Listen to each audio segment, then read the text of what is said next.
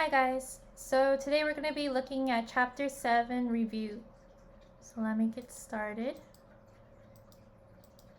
So we're only going over certain problems through the chapter that were the most difficult.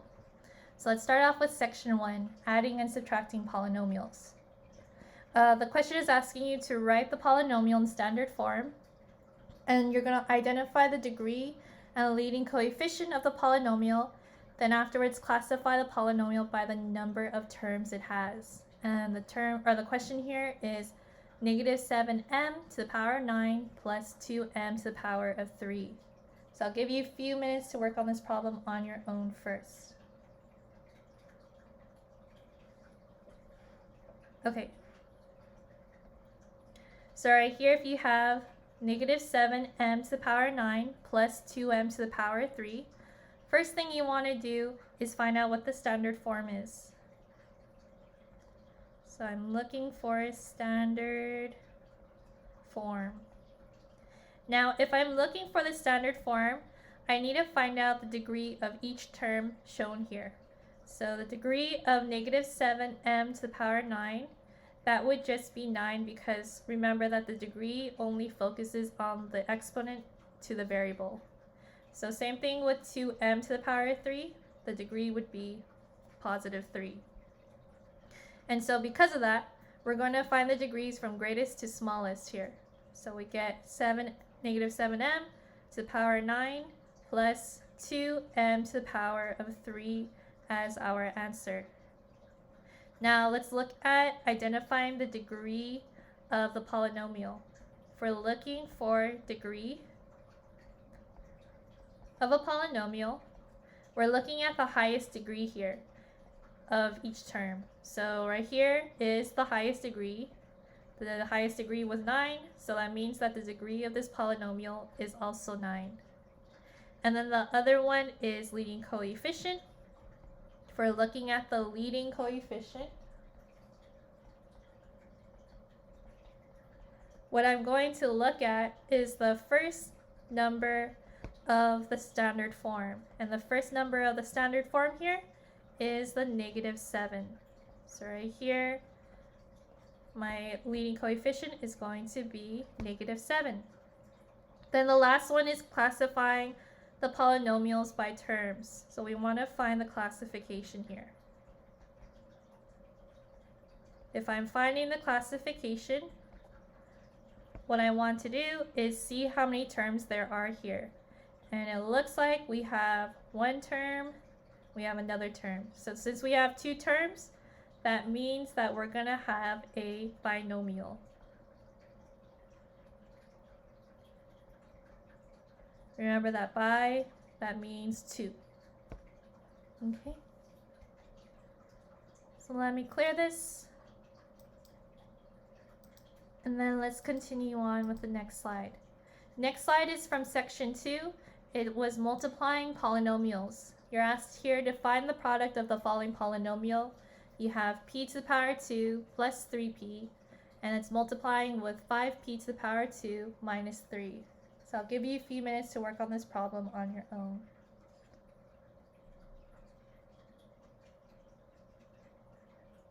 Okay, so if we're going to look at this problem, I'm going to be using the foiling method here. So for p to the power 2, I'm going to, go back. Okay, so right here, I'm going to start off by multiplying the p to the power 2 with 5p to the power 2. So p to the power 2 times 5p to the power 2 equals to 5p to the power 4. Then I'm going to multiply the p to the power 2 with negative 3. So right here we have p to the power 2 times negative 3. That equals to negative 3p to the power 2. Okay. Next one we want to do is the 3p. I'm going to multiply it with the 5p to the power 2 and the negative 3. So 3p times 5p to the power 2. That equals to 15p to the power of 3. And then we have 3p times negative 3. That equals to negative 9p. Once I do that, I want to combine all of the answers together. So I have here 5p to the power 4 plus 15p to the power 3 minus 3p to the power 2 minus 9p.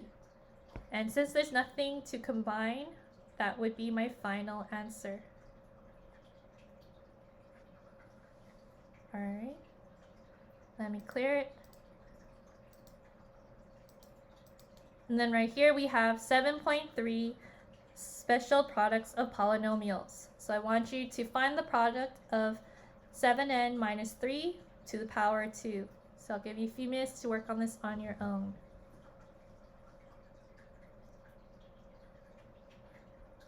Okay, so in this case, it's really important that you don't do this where you distribute the exponent to both terms. That's not correct. Okay, what you want to do is you want to multiply the polynomials twice with each other. That is the idea here. So in a sense, you're writing down 7n minus 3 times 7n minus 3. That's one of the methods to solving this. The second method is by using the rule a minus b to the power 2 equaling to a to the power 2 minus 2 times ab plus b to the power 2. If I use this method, my a here is going to equal to 7n and my b is going to equal to 3.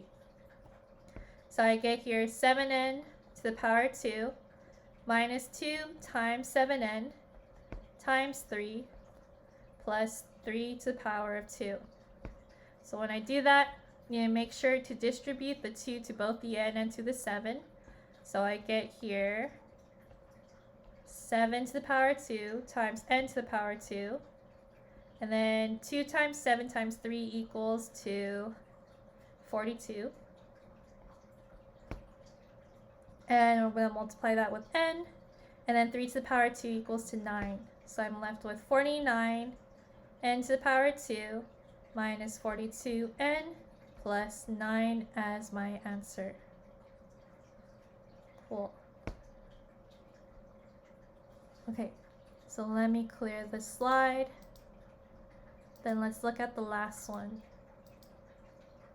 Actually there's two more, sorry. So section 4 is solving polynomial equations in factored form.